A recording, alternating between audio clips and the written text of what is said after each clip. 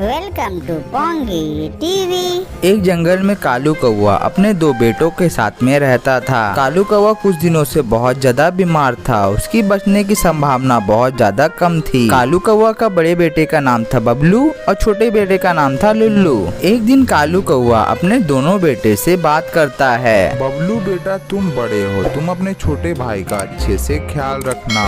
मेरे बचने की संभावना बहुत ज्यादा कम है बेटा। अब मैं बच नहीं पाऊंगा। मेरे मरने के बाद तुम अपने छोटे भाई का अच्छे से ख्याल रखना। पिताजी, आप इस तरह से क्यों बातें कर रहे हैं? आपको ऐसी बातें नहीं करनी चाहिए। आपको कुछ नहीं होगा, आप बहुत जल्दी ठीक हो जाइएगा। अभी अगर आप आराम कीजिएगा तो आप बहुत जल्दी ठीक हो जाइएगा। पिताजी, आपको भी बहुत ज्यादा जीना है हम दोनों भाइयों के लिए। पिताजी, आप ये सब फालतू की बातें हमसे मत किया कीजिए। हम दोनों भाइयों से सहा नहीं जा रहा है। पिताजी, आप अच्छी बातें कीजिए। अच्छी बातें करने से आप बहुत जल्दी ठीक हो जाइएगा। फिर छोटा भाई लुल्लू अपने पिता से कहता है, पिताजी, आप चिंता मत कीजिए, सब ठीक हो जाएगा। अगर आप चले जाएंगे हम दोनों भाइयों को छोड़कर तो हम दोनों को कौन देखेगा? माँ तो बचपन में ही छोड़कर हम दोनों को चली गई। पिताजी, अब आप भी बातें करने लगे हो हम दोनों को छोड़कर जाने की। अगर आप चले गए तो हम दोनों भाइयों का देखभाल कौन करेगा? आप ये सब बातें मत कीजिए वरना मैं पूरी तरह से टूट जाऊंगा। बेटा, मेरे मर जाने के बाद तुम्हारा बड़ा भाई देखभाल करेगा। वो तुम्हें अच्छे से रखेगा बेटा, तुम टेंशन मत करो। पिताजी, आप हम लोगों से दूर जाने की बातें कर रहे हो और बोल रहे हो कि सब कुछ ठीक है। कैसे सब कुछ ठीक हो जाएगा पिताजी? आप ईश्वर से बोलिए कि आप बिल्कुल ठीक हो जाएंगे। आप भगवान से बोलिए कि आपके दो बेटे हैं, अगर आपको कुछ हो जाएगा तो दोनों बेटों का देखभाल कौन करेगा? अगर आप भगवान से प्रार्थना करेंगे तो भगवान आपकी जरूर सुनेंगे। बबलू बेटा, मेरे मर जाने के बाद तुम अपने छोटे भाई का अच्छे से ख्याल रखना। मेरे मर जाने के बाद दोनों भाई मिलजुल कर अच्छे से रहना। बेटा, मुझसे वादा करो। पिताजी, मैं आपसे वादा करता हूँ कि मैं लुल्लू का अच्छे से ख्याल रखूंगा। कभी भी मैं लुल्लू को दुख नहीं दूंगा। लेकिन पिताजी, आप इस तरह की बातें मत कीजिए, मुझे बहुत ज्यादा दुख हो रहा है। बबलू बेटा, तुम अच्छी तरह से जानते हो कि मैं अब ज्यादा दिनों तक नहीं बच पाऊंगा। तुम दोनों मुझसे वादा करो कि मेरे मर जाने के बाद दोनों भाई अच्छे से रहोगे और बहुत बड़े आदमी बनोगे।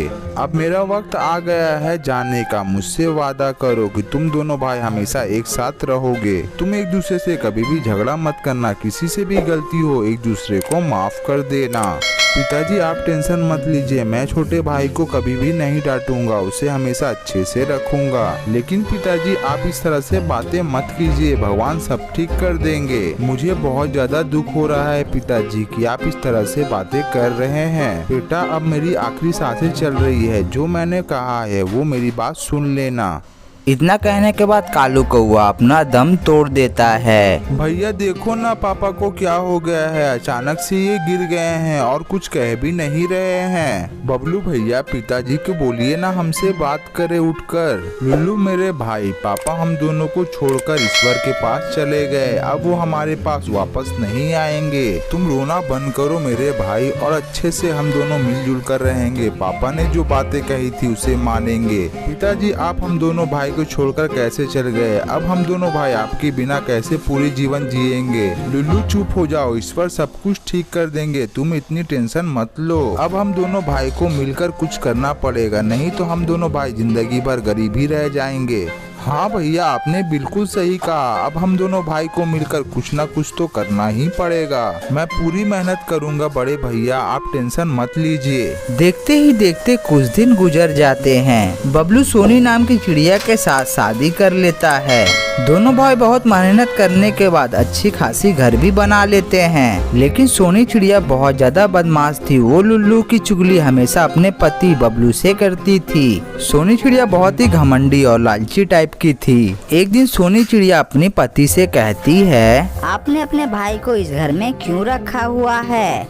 आप इसे अपने घर से निकाल क्यों नहीं देते हैं? बैठे बैठे मुफ्त की रोटियां तोड़ता रहता है। मेरे सपने तो कितने बड़े बड़े थे कि मैं इस घर में आऊंगी तो इस घर के मालकिन बनूंगी, लेकिन नहीं, मैं तो इस घर की नौकरानी बनकर रह गई हूँ। बबलू जी, आप अपने भाई को इस घर से बाहर निकालिए, तभी मैं इस घर की रानी बन पाऊंगी। मैं आपके भाई का शकल भी देखना पसंद नहीं करती हूँ। सोनी, ये तुम कैसी बातें कर रही हो? ये मेरा भाई है, मैं इसे अपने घर से कैसे निकाल दूं? तुम्हें थोड़ा समझ भी है कि तुम क्या बोल रही हो? पिताजी के गुजर जाने के बाद मैंने हर दुख सुख अपने भाई के साथ में बांटा है। चाहे कुछ भी हो जाए, मेरा भाई इस घर से बाहर नहीं जाएगा। अगर आपका भाई ये घर छोड़कर नहीं जाएगा तो मैं उसकी जान ले लूंगी। ये मेरा घर है, अगर इसको रहना है तो जंगल में जाकर रहे, मैं इसे अपने घर में नहीं रहने दूंगी। सोनी, तुम ये क्या बोल रही हो? ये लुल्लू का भी घर है। तुम बिना मतलब का झगड़ा मत करो। अगर शांति से रहना है तो इस घर में रहो, और अगर तुम्हें ज्यादा दिक्कत हो रही है तो तुम इस घर को छोड़कर जा सकती हो। नहीं बबलू भैया, भाभी इस घर को क्यों छोड़कर जाएगी? मैं ही इस घर को छोड़कर चला जाता हूँ। आप दोनों इस घर में अच्छे से और खुशी खुशी रहिएगा। और हाँ भैया, मेरी टेंशन मत लीजिएगा, मैं जहाँ भी रहूँगा अच्छे से रहूँगा। नहीं लुल्लू, अगर घर छोड़कर कोई जाएगा तो ये जाएगी। हम दोनों भाई को अलग करने आई है, लेकिन इसे नहीं पता है कि हम दोनों भाई के बीच में कितना प्यार है। अगर हमारे घर में ये रहेगी तो हमारे पूरे घर को ये बर्बाद कर देगी। मुझसे बहुत बड़ी गलती हो गई भाई कि मैंने तुमसे बिना बताए शादी कर ली, लेकिन अब मैं अपनी गलती को सुधारना चाहता हूँ। सोनी, तुम निकलो मेरे घर से। मैंने सोचा था कि तुम मेरे घर को जोड़ कर रखोगी, लेकिन तुम तो तोड़ने वाली में से निकली। तुम एक नंबर की लालची हो, तुम मेरे पूरे घर को तोड़ करके रख दोगी। निकल जाओ मेरे घर से।